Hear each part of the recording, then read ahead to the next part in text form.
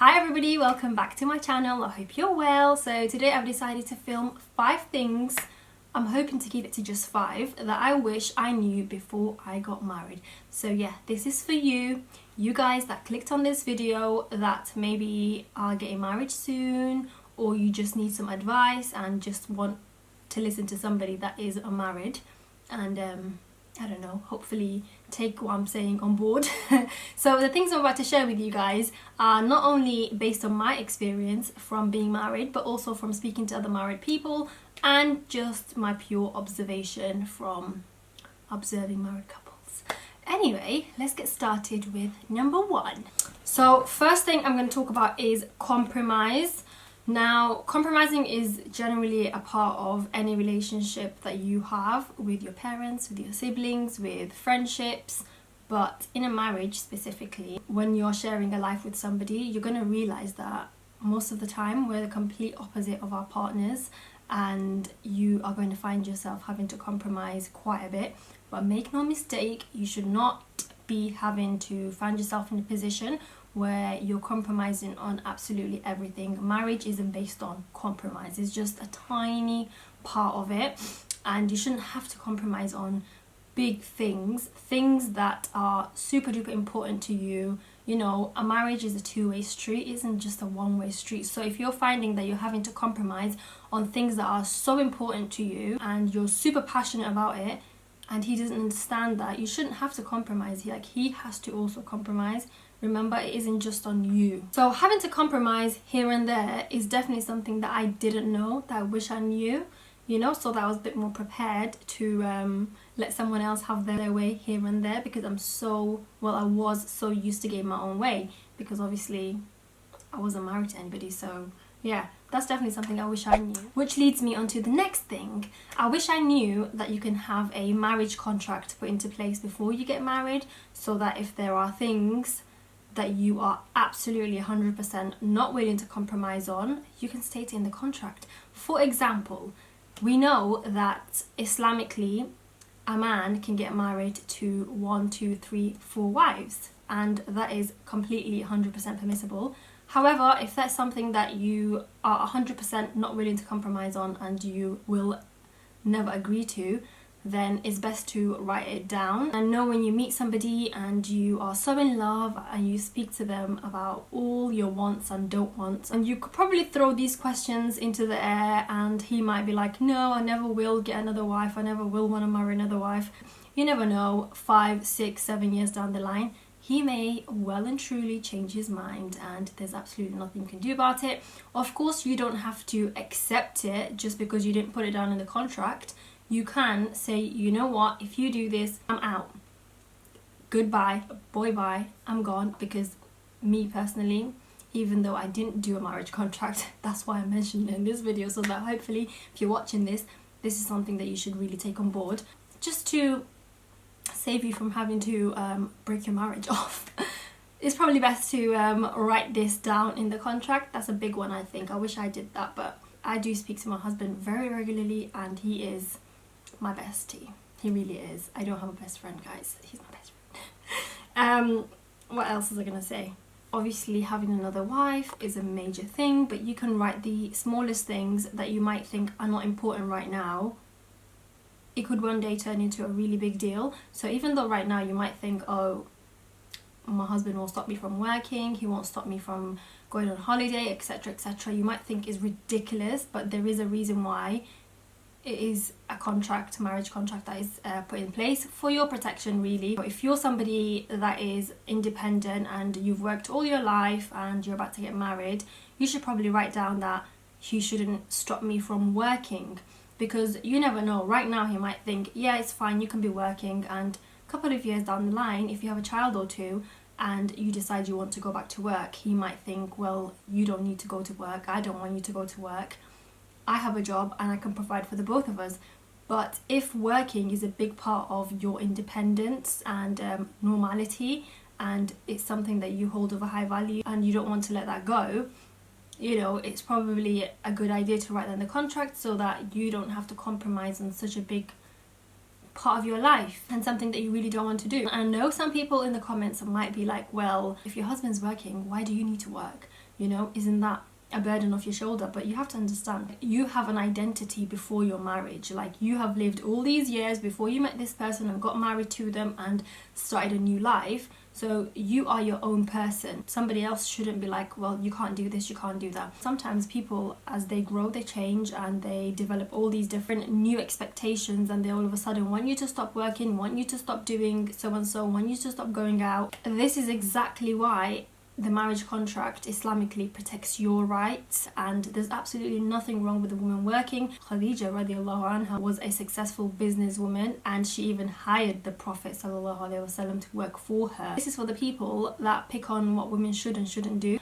Remember, Islam gave women their rights centuries before the West did. Like, me and my husband are pretty much similar in the way we think, in our views, but that's the next thing that I wish I knew, and I want you guys to have a conversation about if you are going to get married soon. That would be being on the same wavelength. And what I mean is that you guys should be on the same wavelength as each other in terms of major topics such as religion and how you want to raise your children, whether he wants your children to go to Islamic school or regular school, how he wants to bring them up, where he wants to bring his kids up, because even though you're not married, you might not even be planning to have children yet, but you still need to have these conversations, and they are super duper important. Honestly, don't get scared. Don't think, well, if I speak about this and that, you know, we might fight. Well, it's better to know before you get married than after you get married what his views on certain things are, especially if they're the complete opposite of what your views are, and you just can't have a common ground, you can't meet in the middle. These things you want to know before you get married, trust me. Even though you might think that is such an uncomfortable topic to bring up, you need to talk about it regardless. Bring up topics such as what he thinks about women working after marriage, after kids even. What else? What he thinks about you going out and him possibly having to stay at home with the kids, if that's something that he can deal with, because a lot of men don't think that's okay, and they like to take on culture a lot more than religion. So you need to know these things beforehand. You need to talk about the uncomfortable things, trust me, and you just get a feel of, you know, what they think about these things, whether they laugh at it or they make a joke about it, or whether they think you're crazy for even suggesting it. Talk to him about big important topics. Trust me, I wish I knew these things beforehand. Talk about colorism, talk about feminism. Ask him what he thinks about it, because you don't want to be married to somebody that is so culturally absorbed, somebody that has such strong views. For example, imagine you're married to somebody that thinks that lighter skinned women are more beautiful than darker skinned women, or imagine that he prefers light skinned people rather than dark skinned people. I know you might think, well, why would you want to talk about that? You just need to know these things, because that's something me personally I couldn't handle if my husband had the mentality of certain community men, you know, the way they think and the way they're brought up culturally.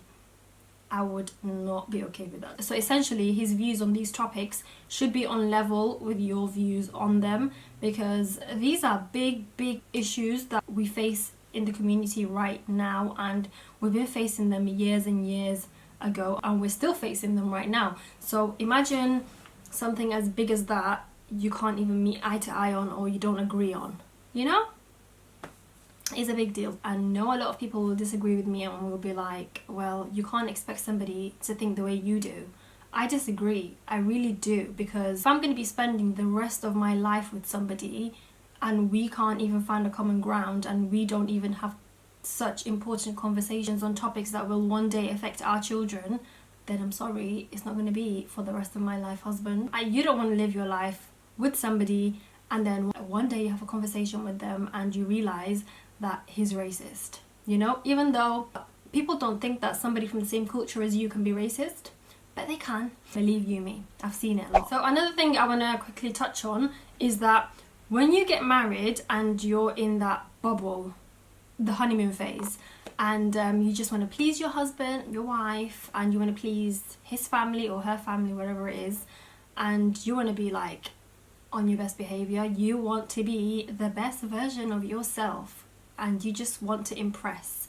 Like, obviously you should be the best version of yourself always, but you want to impress because you just got married. You want to show your husband You can cook, you can wake up earlier than him, you can have breakfast ready, you can have lunch ready, you can have dinner ready. You can do all of these things, and he married like an amazing woman. You want to show him all these things, of course. But one thing I would say is that be yourself. And this is something that I know that is really important. I really want you guys who are not married, who are married and you're newlywed, to know this, that you should be yourself. If you're not somebody that would usually wake up super early in the morning to make breakfast for yourself or your family, don't start being that person that sets an alarm for 6 o'clock or 7 o'clock like you're going to work. You know, to have your makeup ready, to go downstairs, to make sure that everything is sorted for your husband when he comes down. If you're not that kind of person, don't pretend to be that kind of person, especially if you are somebody that lives with your in-laws, because you are giving a false representation of yourself. That's what you're doing, and it's only going to harm you in the future, because no way will you be able to keep this up forever. Trust me. If you show somebody a fake side of you, you better be willing to keep it up forever. And if you think you can't be pretending to be somebody you're not forever, then don't pretend at all. Just be yourself. If you're somebody that usually sleeps in, sleep in. I know a lot of you won't agree with me, but I'm just being honest. I think that you should be yourself. You shouldn't pretend to be something you're not, because then nobody has a different image of you. And then when you're suddenly not doing these things and you're not waking up early in the morning, you know, a year or two down the line, they're going to think that you're lazy, or, you know, you've changed, but really they just didn't know that you were just doing this to impress. So, of course, when you're newly married, do stuff like this, but don't go overboard. Don't change completely and be a different person, you know? I don't know if that makes sense, but I hope it does. Your husband married you for who you are, so just relax, chill, enjoy, and just be yourself. Lastly, I want to touch on something that just really annoys me. Really, really, really, really annoys me. Not that because it affects me, it doesn't affect me whatsoever, but I do see it. I see it a lot, and it's so annoying. What I'm talking about is cooking.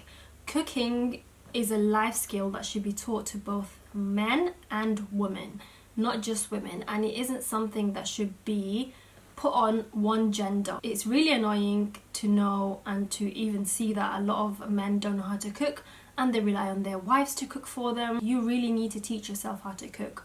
If you're a man or you're a woman, I'm not trying to say that it just falls on men, because some women don't know how to cook either, and I really don't understand that, because we're in big 2019. We have so many different ways of learning. We have cooking books, we have YouTube, and it's so easy, especially when you're following a video on YouTube step by step. Just get your ingredients and follow that person. I don't believe in I can't cook or I don't know how to cook. I don't believe in that. All I'm hearing is I'm too lazy to cook, I can't be bothered to cook, I can't be bothered to do this, which is fine. If you don't enjoy doing something, don't just do it because you expect it to, but don't be one of those people that uses the excuse of I can't do it. That's why I don't cook, is because I can't do it.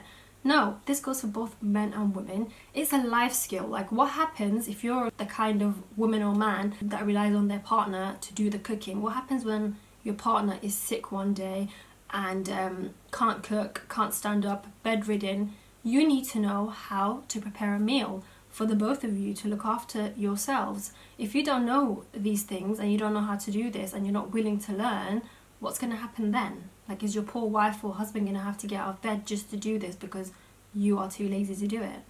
So that's something that I wish wasn't put on one gender. I really wish that people would talk about these things prior to marriage. So if I wasn't married to my husband, I knew he could cook beforehand, so that's why we didn't talk about it. But I would ask, can you cook? And if he doesn't know how to cook, and if he's somebody that relies on his parents to cook for him or his sister, then I'd be like, well, you need to start learning how to cook, because when we're married, we're gonna do things equally. And see how he reacts to that. See if he's a go-getter and he's like, yeah, I'm gonna learn, you know, teach me, I'm willing to learn. There's nothing wrong with not being able to do it, by the way, as long as you're willing to learn. I feel like that's everything that I have to share with you guys for now. I don't want this video to be longer than it is. I'm really sorry if it's super long and I've been babbling on, and you know, I'm gonna leave you guys with a little bit of advice. I want to tell you that nobody's marriage is perfect, so don't be looking up to anybody. Don't think, wow, I wish I had their marriage, couple goals, marriage goals.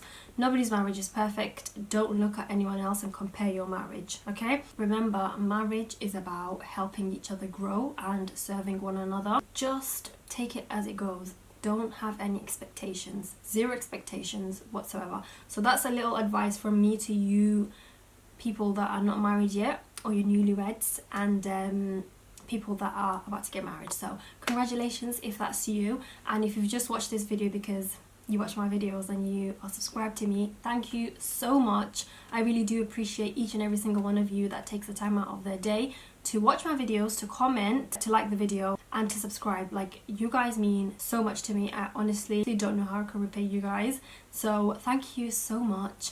I will try my best to produce good videos that you guys love watching. I hope this has helped you guys. Also, before I go, I just want to say, if any of you guys that are married and you're experienced and you have any words of wisdom to share, then please share them in the comment section below for anybody that comes across this video and needs a bit of help, a bit of advice. Please share your words of wisdom, because these are just a few things I touched on. There's so much more that I didn't cover, so any of you guys willing to, please write things that you wish you knew before you got married in the comment section below, or any marriage advice to newlyweds. I probably will be doing that from my perspective, but if you guys have anything to share, please do, and I'll catch you in my next video. Take care. Bye bye.